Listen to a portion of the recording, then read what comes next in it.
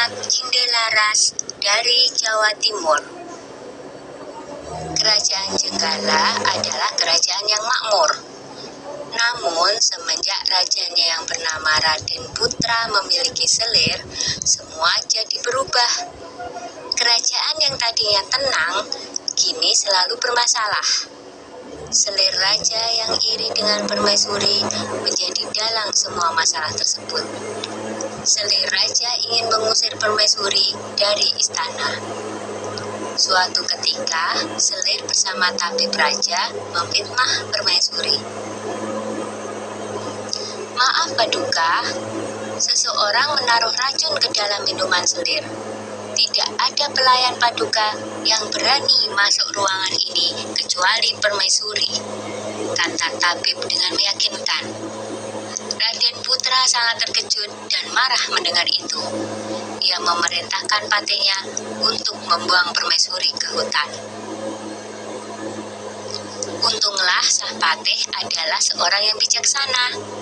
Ia sebenarnya tidak tega meninggalkan permaisuri yang sedang mengandung sendirian di hutan. Maafkan hamba permaisuri, hamba tidak punya pilihan lain, kata patih. Patih membuatkan rumah kecil untuk permaisuri dan kemudian meninggalkannya. Setelah beberapa bulan di hutan, sang putri melahirkan seorang anak laki-laki.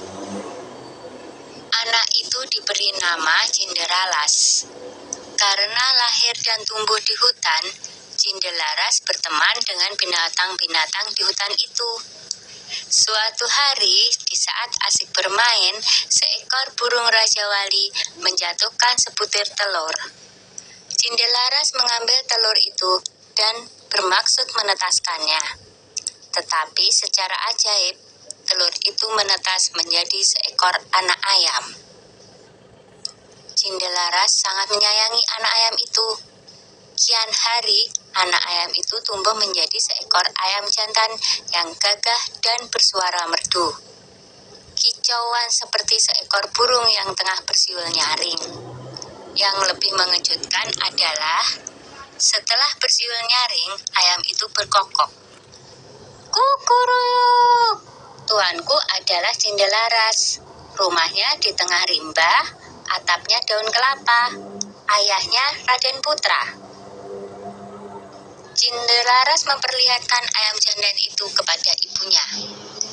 Ibu Cinderalas yang mendengar kokok ayam itu akhirnya menceritakan asal-usul mengapa mereka sampai berada di hutan.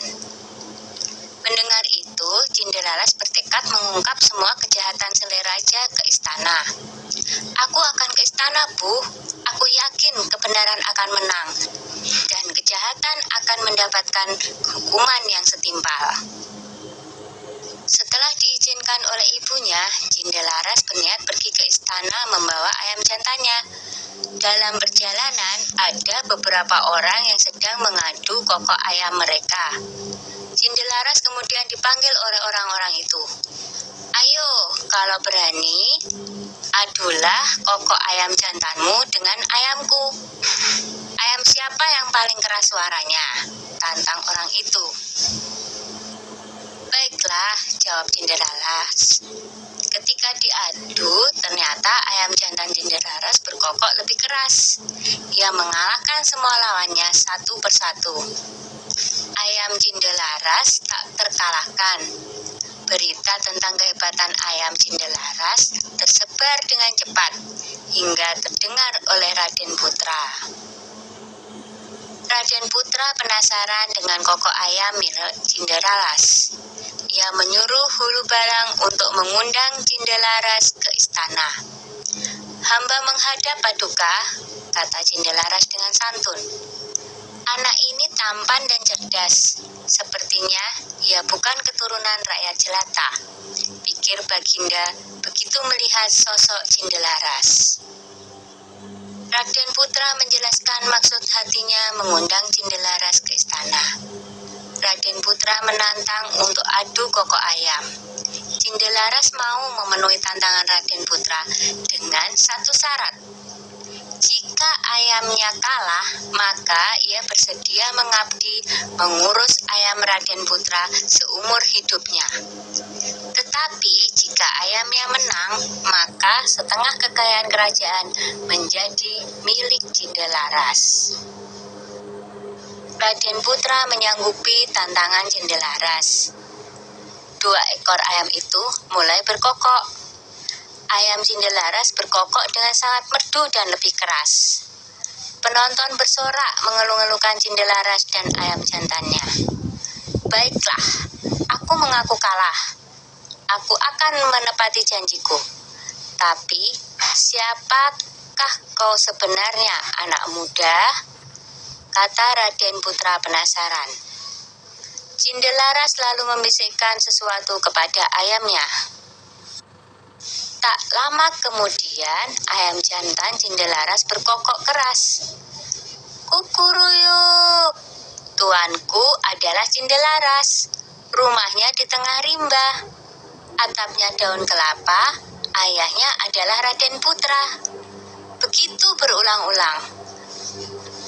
Raden Putra kaget mendengarnya, lalu bertanya, "Benarkah apa yang aku dengar?" Lalu Cindelaras menjawab, "Benar, Baginda. Hamba Cindelaras. Ibu hamba adalah Permaisuri Baginda." Bersamaan dengan itu, sang patih segera menghadap dan menceritakan semuanya. "Aku telah melakukan kesalahan," kata Baginda Raden Putra. "Aku akan memberikan hukuman yang setimpal pada selir dan tabibku yang bersekongkol dengannya," lanjut Baginda dengan murka. Kemudian selir pun dibuang ke hutan. Raden Putra memeluk anaknya dan meminta maaf atas kesalahannya selama ini. Raden Putra dan hulu balangnya segera menjemput Permaisuri di hutan. Akhirnya, Raden Putra, Permaisuri, dan Cindelaras berkumpul kembali. Setelah Raden Putra tiada, Cindelaras menggantikan kedudukan ayahnya dan memerintah dengan adil dan bijaksana. Dah ya cerita Cindelarasnya. Jumpa lagi.